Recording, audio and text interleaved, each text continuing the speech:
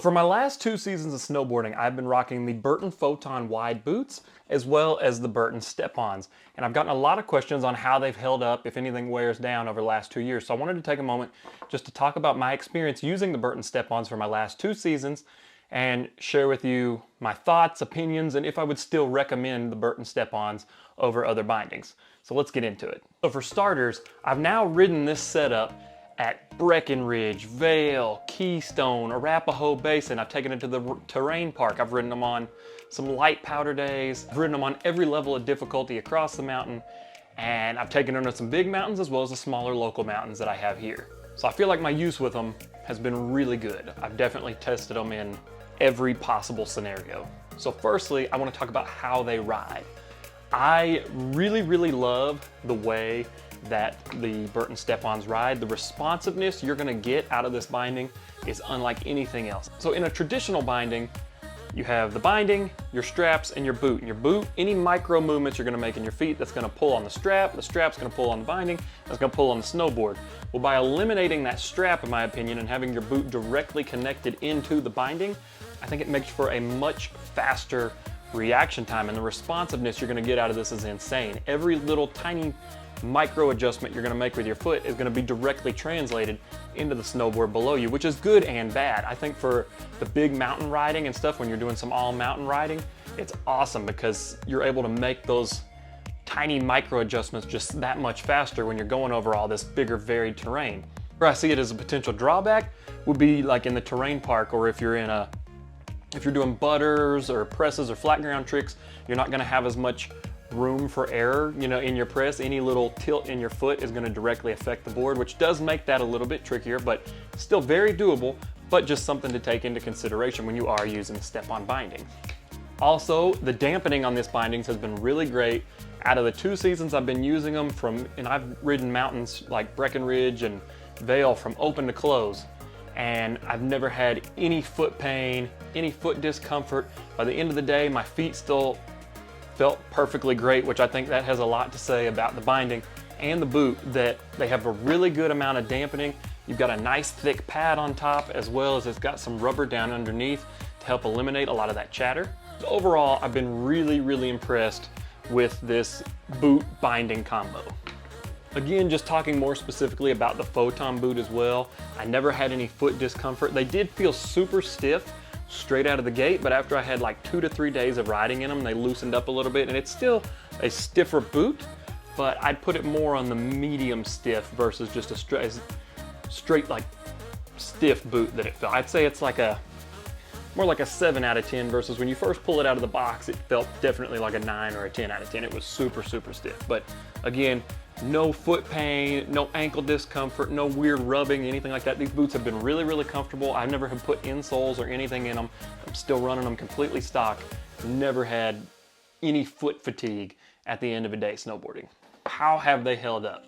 As you can see, I think overall the boots still look really nice. Not really much wear. They do have a little bit of like a whitish stain. That's from the man-made snow that we have at Perfect North, Indiana. That's just, it leaves a little bit of a coating on that. But other than that, on the outside, they still look perfectly fine. You do have a little bit of wear on the cleats, but that's to be expected from, getting in and out of the clipping mechanism. But like I said, the soles have held up great. I've never felt the need to put insoles in them. Still tons of tread left on the bottom. The inside's not worn down or anything like that. I mean, overall, I'd say these still look like a fairly new boot, other than might need to take a wet wipe to get some of that white stuff off.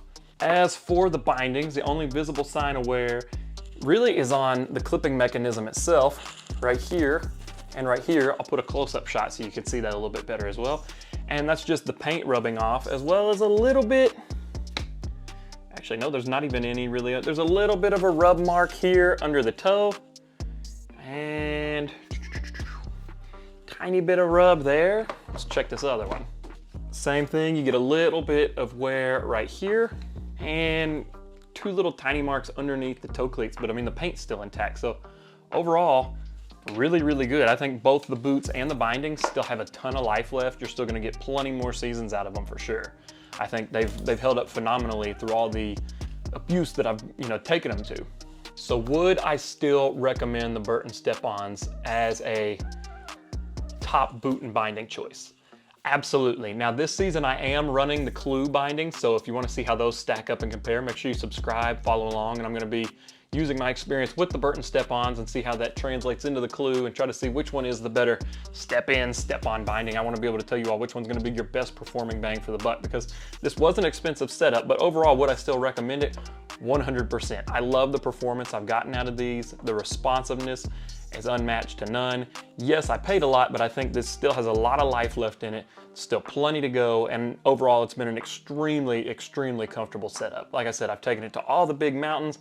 I used it to, I took my nieces and nephews sledding down the street from our house, and with these, like, I would snowboard down when they sled, and I'd hike up the hill. Never had an issue doing that for several hours, and I mean, overall just been extremely, extremely happy with the Burton Step-Ons. If you want to know more about the Burton Step-Ons, I have an entire Burton Step-On playlist, which I will link right here, as well as down in the description below. Also, if you have any questions about the Burton Step-Ons, hit me up in the comments. I'll get back to you. I answer every single comment I get. Like I said, I've been using these for 2 years and been blown away by their performance. And I feel like I'm pretty well knowledgeable on answering any questions. Also, I have videos if you're looking to you're wondering how to set these bindings up, how to adjust the high back, all that. That's all going to be in that Burton Step-On playlist. If you are interested in picking up a pair of Burton Step-Ons or the Photon wide boots, I will have both those linked in the description as well. Can't recommend either one of them enough. If you did find this video helpful, please smash that like button. I really appreciate it. It really helps me out. I'm Alex from Boards, Bikes, and Hikes. Snow season has officially started. Like I said, I got a lot of content coming out. I'll be comparing these, the Clues, we're going to Utah, all sorts of great stuff. So make sure to subscribe and follow along for this winter's journey. So pumped that snowboard season's back on, and hope to see you all on the mountain soon.